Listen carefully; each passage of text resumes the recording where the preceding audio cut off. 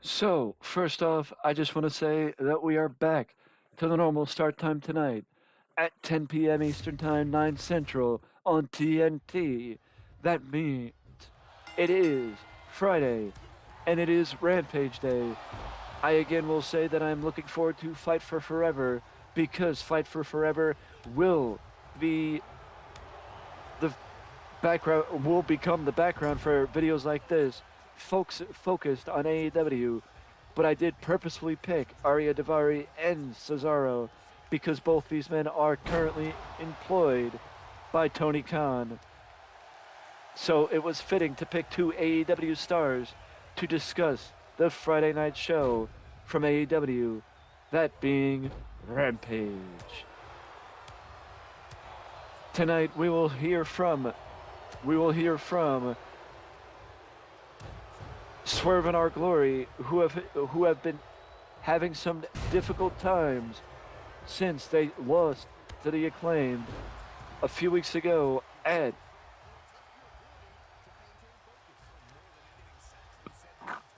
Full Gear. Took me a second to remember what pay-per-view it was. I wonder, I wonder if this is when we find. This is when we. There. I wonder if this is when the company decides whether or not they're going to turn Keith Lee heel, or if they're just going to turn Swerve Strickland, who has shown an aggressive side over the last month or so.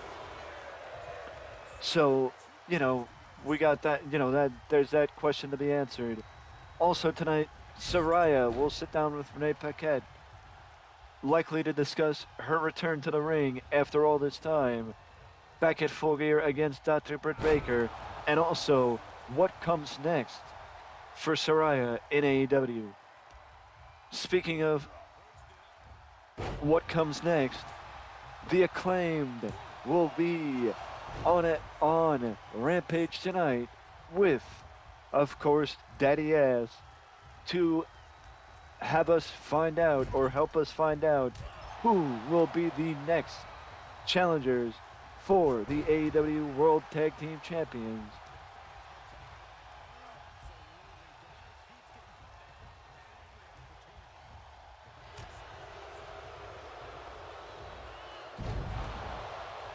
Whether or not we have, whether or not they have people in mind, or it will just be the question of who makes their way out to the ring and interrupts the Acclaim. Imagine if that's all it takes to get a title shot. But one thing we do know for sure is that among the action, it is not just going to be random back and forth matches. Random back and forth segments on Rampage tonight, as we also do have some action with Cole Carter finally getting in the ring with Darby Allin. And I say finally because Cole Carter was a part of the back and forth, was a part of the night that Jeff Jarrett debuted in AEW, and since then has not been associated with Sanjay Dutt or Jeff Jarrett, even though it would have benefited the youngster having a, it would have benefited the youngster more associating with Jeff Jarrett and Sanjay Dutt, or Jeff Jarrett and Jay Lethal, I should say, more than it has been him associating with QT Marshall, because he was at one point associating with members of the Factory, and I think it would have benefited him more associating with Jeff Jarrett and Jay Lethal, even though he probably would have lost. Still, it would have benefited him a bit more associating with those guys, the established veterans, more than the cannon fodder that is the Factory. Speaking of the Factory, we have the All-Atlantic Championship Lumberjack match tonight for the All-Atlantic Championship, as champion Orange Cassidy goes against QT Marshall for the All-Atlantic title. I said this a couple weeks ago, the last time Orange Cassidy defended the All-Atlantic title, that if AEW is smart, they will keep Orange Cassidy as a member of Rampage and his title defenses on Rampage. Not to say his title defenses can't happen on pay-per-view. I'm just saying that if you want to make people watch Rampage and give Rampage somewhat of an identity, then giving them the expectation that they will see not just see Orange Cassidy, but you will see a championship match on Rampage. It will give people a reason to watch the show if they can start expecting that they will see Orange Cassidy on the broadcast. Speaking of, that's not all. As Athena, the number one contender for the ROH Women's Championship, will be on Rampage as well. In action, likely to prepare for her title match next week against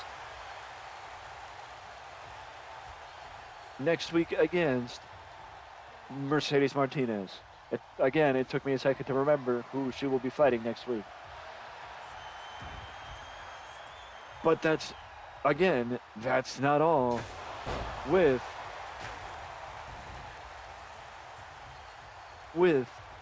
Jeff Jarrett and Jay Lethal back in action against Private Party.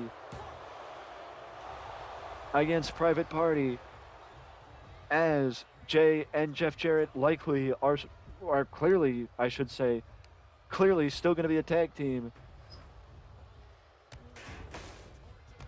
And they're clearly still going to have Jeff Jarrett compete and not just stay in the back and work, and work the backstage area. I'm torn, to be honest with you. I am torn about how I feel about this because Jeff Jarrett still has it, but does Jeff Jarrett really fit in AEW? I'm starting to question ask the same question about Jay Lethal because it's been tough for Jay to catch on in AEW. So I would wonder the same question for Jay Lethal. Does he fit in AEW? And that's a question we still have not answered thus far since Jay debuted a few months ago. But in my opinion, it's a very solid card and an action-packed night of AEW's Friday night broadcast. This week on Rampage. Again, Rampage is back at its normal start time, 10 p.m. Eastern, 9 Central. So if you're looking for a night of wrestling, you can watch SmackDown and then immediately switch to AEW Rampage on TNT at 10 p.m. Eastern Time, 9 Central. Again, I just want to mention that next week, AEW owned property or Tony Khan owned property, Ring of Honor will have Final Battle to round out the year's calendar of pay-per-views.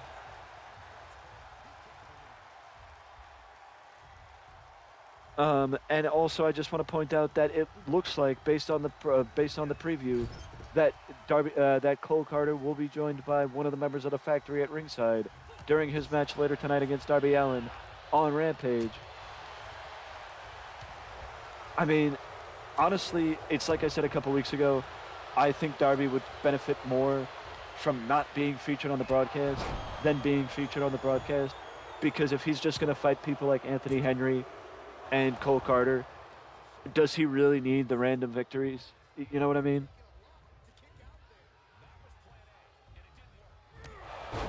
Does he just need to fall in time, or would it be better for him to just take a break and allow the fans to miss him a little bit? That's my opinion. And to round things out, I just want to say, or to ask the question is more accurate, who will be the number one contenders for the AEW World Tag Team Championships? Well, I know somebody that I would like to see challenge for the AEW Tag Team titles. That being Dax Harwood and Cash Wheeler, FTR. FTR is already the Ring of Honor and IWGP Tag Team Champions, so the idea of them holding the AEW World Tag Team titles as well, or getting a shot at least against the Acclaim, would be something. And if the Acclaim could tear the house down against Keith Lee and Swerve Strickland, imagine what they can do in the ring against FTR. But also, if you break out and look at AEW rankings for a quick second. That if you want to look at the AEW rankings, even though I don't even know if Tony Khan looks at the AEW rankings,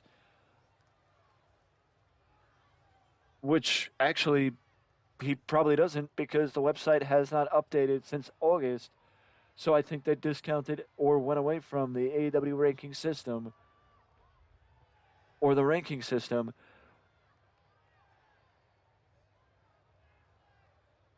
which honestly would not be too surprising. But I just want to point out that if FTR did challenge for the AEW World Tag Team titles, then you could use their little thing that's going on with the Guns as a way to further the Guns and further FTR's claim to fame as the best tag team in the world.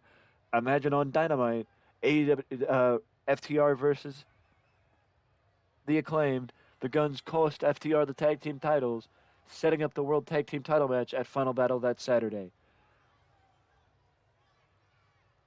Simple and easy sometimes does work. But either way, these have been my thoughts on AEW Rampage tonight and a preview for said such event. Let me know your thoughts on Rampage tonight down below. And if you're enjoying this type of content also, you can leave a like, subscribe to the channel to let me know that you are enjoying it. Because any and all interactions do help and are very much appreciated in our fight against the algorithm to get a little bit more attention. And with that being said, before you go, do not forget to ding that notification bell to always know when a new video is up on the channel. And I will see you all again soon.